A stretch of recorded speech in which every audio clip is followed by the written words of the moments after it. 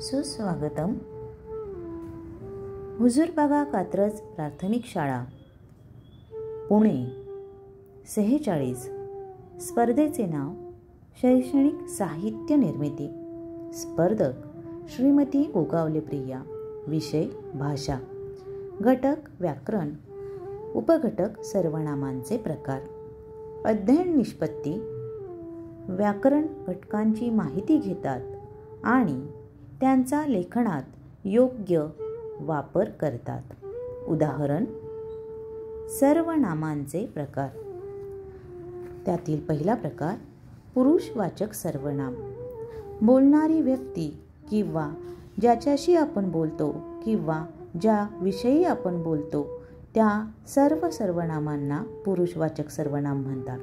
यामध्ये आम्ही, तुम्ही, स्वतः, आपण, मी, तू, ते, त्या, तो ही सर्वनामे येतात.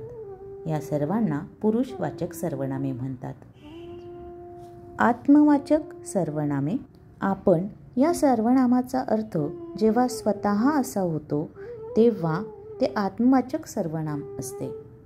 यापुढील सर्वनाम आहे अनिश्चित सर्वनाम.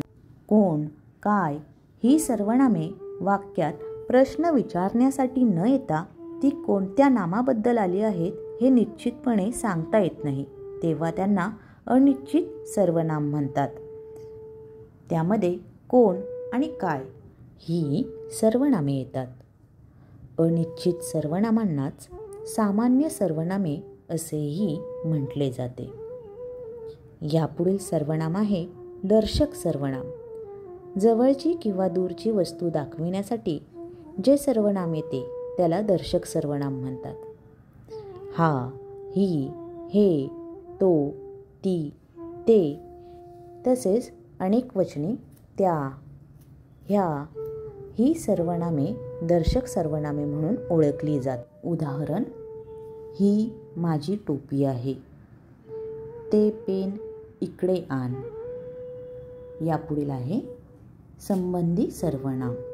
वाक्यात पुढे येणाऱ्या दर्शक सर्वनामाशी संबंध दाखविणाऱ्या सर्वनामांना संबंधी सर्वनामे म्हणतात. उदाहरण जो, जी, जे, ज्या. वाक्यातलं उदाहरण पाहायचं म्हटलं तर जो चढतो तोच पडतो. जो, तो. यापुढील सर्वनाम आहे प्रश्नार्थक सर्वनाम.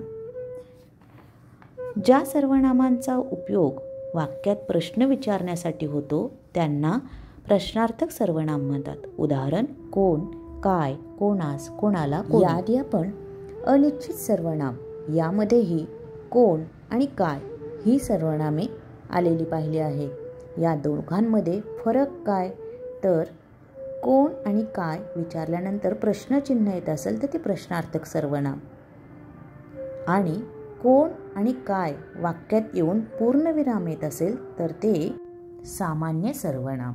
अशा प्रकारे सर्वनामांचे 6 प्रकार आपण पाहिले. या साहित्यात एक खेळही दिला आहे. एका बाजूला छोटी पाकिटे केली आहेत. त्या पाकिटात एक चिठ्ठी ठेवली आहे आणि पाकिटाच्या वरती सूचनाही दिल्या आहेत. पाकिटातील चिठ्ठी उघड व वाक्य वाच व योग्य प्रकार सांग. चिठ्ठी योग्य ठिकाणी ठेव. चला पाहू, आपण हा खेळ खेळून पाहूयात. मी एक चिठ्ठी घेतली आहे. त्या चिठ्ठीतील वाक्य आहे त्या दुकानात काय वाटेल ते मिळते. वाक्य पुन्हा एकदा, त्या दुकानात काय वाटेल ते मिळते आणि काय या सर्वनामाखाली अधोरेखित केलेले आहे. तर हे वाक्य कोणत्या प्रकारचं आहे तर सामान्य सर्वनाम म्हणजेच अनिश्चित सर्वनाम. कारण नेमके काय हे सर्वनाम कोणत्या नामाबद्दल आले आहे हे निश्चितपणे सांगता येत नाही, म्हणून ते अनिश्चित सर्वनाम आहे. सर्वनामांचे प्रकार या शैक्षणिक साहित्यातून आपण जे काही शिकलो त्यावर आधारित काही प्रश्न दिले आहेत. त्यातील प्रश्न आहेत खालील वाक्यात योग्य सर्वनाम वापर व वाक्य पूर्ण कर. प्रश्न आहे 1. डॅश सैरा वैरा पळू लागला. 2. तात्या डॅश मडकी बनवतो. 3. डॅश वही माझी आहे. धन्यवाद.